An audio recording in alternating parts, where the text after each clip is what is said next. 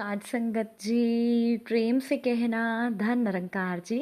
एक नई साखी के साथ स्वागत है आप सभी का आपके ही अपने चैनल पर। आज की साखी का विषय है समय से बड़ा बलवान और कोई नहीं होता। तो चलिए सुनते हैं आज की ये साखी। साध संगत जी, कई सालों के बाद अशोक जी की अपने भतीजे पुष्कर से मुलाकात हुई।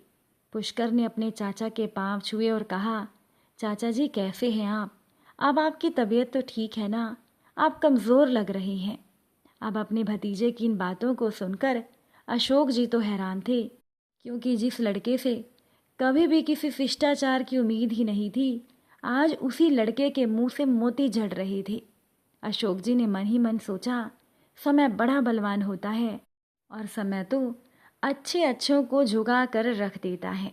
अशोक जी अतीत की यादों में खो गए। बात थोड़ी पुरानी थी। आज उस बात को लगभग 22 साल बीत चुके थे। पहले अशोक जी के घर की आर्थिक हालत कुछ ज़्यादा अच्छी नहीं थी। अशोक जी की एक परचून की दुकान थी और उनके 4 बच्चे थे। चारों को पढ़ाना लिखाना भी बहुत ज़रूरी था। अशोक जी के ऊपर जिम्मेदारियां तो बहुत थी, लेकिन उनके पास साधन बहुत ही कम थे। तो अशोक जी के बड़े भाई, जिनका नाम था प्रभाकर जी, जो कि पुष्कर के पिताजी थे, प्रभाकर जी ने अपने छोटे भाई अशोक से कहा कि तुम अपने छोटे बेटे को मेरे पास पढ़ने के लिए भेज दो। प्रभाकर जी ये बात अच्छे से जानते थे कि इतने कम साधनों में उनका छोटा भाई अपने चारों बच्चों को पढ़ा लिखा नहीं पाएगा। इसीलिए अशोक जी ने भी तय कर लिया कि वो अपने छोटे बेटे विशाल को अपने बड़े भाई के घर पर भेज देंगे और वहाँ पर उनके बड़े भाई उनके बेटे की पढ़ाई लिखाई का खर्चा उठा लेंगे। अशोक जी ने सोचा था कि मुसीबत में तो परिवार ही परिवार के काम आता है। इसीलिए अशोक जी ने अपने छोटे बेटे विशाल को अपने बड़े भाई के घर भेज दिया। हालांकि अशोक जी की पत्नी इस बात के लिए मना कर रही थी।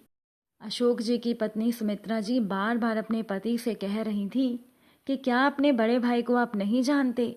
वो हमारे बेटे को अपने पास बुलाकर उससे घर का सारा काम करवाएंगे। उन्हें बैठे बिठाए नौकर मिल जाएगा। पढ़ाना लिखाना तो केवल बहाना है, आपको तो सब पता है। लेकिन अशोक जी उस समय कुछ कह नहीं पाए थे। अक्सर जीवन की कमियां जीवन की सच्चाई पर भारी पड़ जाती हैं।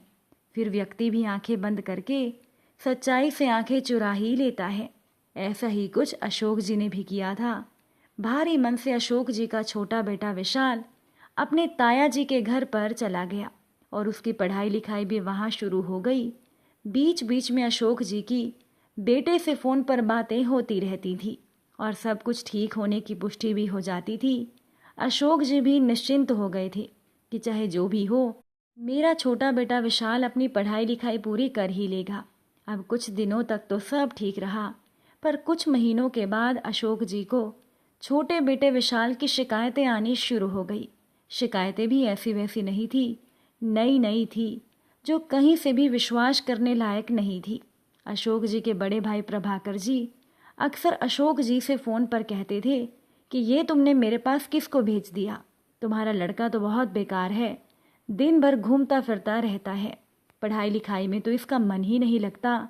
मैंने तो क्या क्या इसके लिए सोच लिया था। मैं तो इस पर अपना पैसा भी बर्बाद कर रहा हूँ। तुम अपने बेटे को समझाओ, नहीं तो ये ज़िंदगी भर भीख मांगेगा। इसे तो कुछ पढ़ना लिखना भी नहीं आता। ऊपर से प्रभाकर जी ने अशोक जी को कह दिया कि तुम मेरे बेटे पुष्कर को ही देख लो। मेरा पुष्कर तुम्हारे विशाल से उम्र में छोटा है, पर तुम्हारे बेटे से कहीं बेहतर है। अशोक जी फ़ोन पर ये बातें सुन लेते, उनकी पत्नी भी सुनती, पर पति पत्नी के पास इन बातों का कोई जवाब ही नहीं था। जब अशोक जी और उनकी पत्नी ने विशाल से पूछा तो वो कहता था कि ताऊ जी उसे पढ़ने ही नहीं देते, दिन भर घर के कामों में उलझा कर रखते हैं कि मुझे पढ़ने लिखने का समय ही नहीं मिलता। अशोक जी को तो अपने बेटे विशाल पर भरोसा था कि उनका बेटा झूठ नहीं बोल रहा, क्योंकि विशाल की आवाज़ से ही पता चल जाता था कि वो वहाँ पर कितना दुखी है। विशाल ने अपनी ज़ुबान से कभी भी नहीं बोला कि वो उस घर में बहुत दुखी है, पर उसकी माँ के आंसुओं को देखकर अशोक जी का मन भी पिघल जाता था। अशोक जी की असमर्थता के कारण जो तिरस्कार, जो अपमान उनका बेटा सह रहा था, वो अशोक जी के लिए भी असहनीय था। फिर भी जैसे तैसे अशोक जी दिन गिन रहे थे कि मेरे बेटे की पढ़ाई पूरी हो जाए और वो डिग्री लेकर घर लौट आए। प्रभाकर जी हमेशा अपने बेटे पुष्कर की तुलना विशाल से करते रहते थे।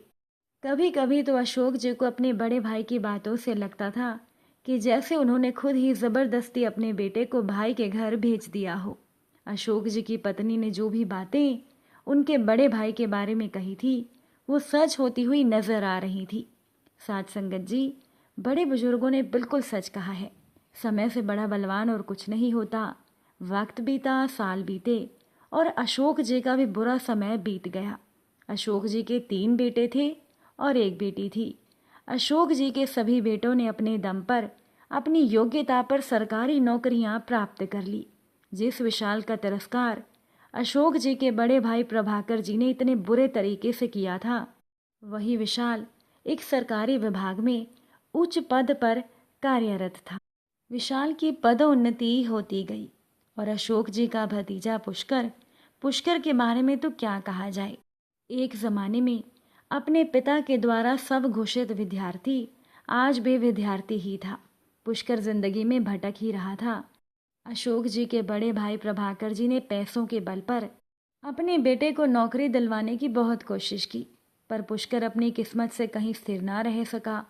प्रभाकर जी ने बेटे पुष्कर को दर्जनों कोर्सों में दाखिला करवाया, लेकिन कहीं पर भी पुष्कर अपना कोर्स पूरा नहीं कर सका। प्रभाकर जी ने अपने बेटे पुष्कर के लिए एक व्यवसाय भी शुरू किया, लेकिन पुष्कर को उसमें भी असफलता ही मिली। पुष्कर का स्वभाव भी बहुत बुरा था। उसे अपने ऊपर बहुत घमंड था।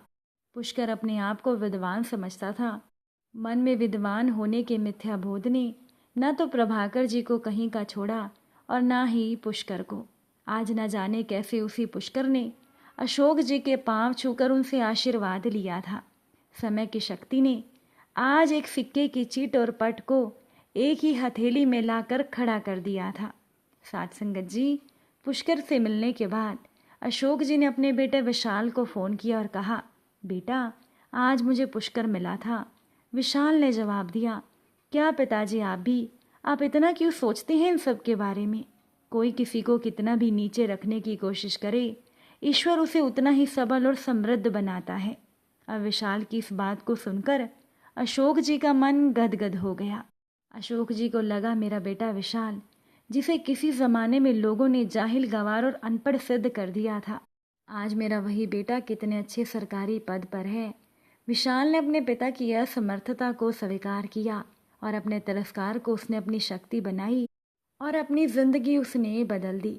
और आज अशोक जी गर्व के साथ अपने बेटे के साथ खड़े रह सकते थे, पर उनके बड़े भाई प्रभाकर जी ऐसा नहीं कर सकते थे। इसीलिए साथ संगत जी, कभी भी किसी इंसान को अपने ऊपर घमंड नहीं करना चाहिए, क्योंकि समय बहुत बलवान होता है।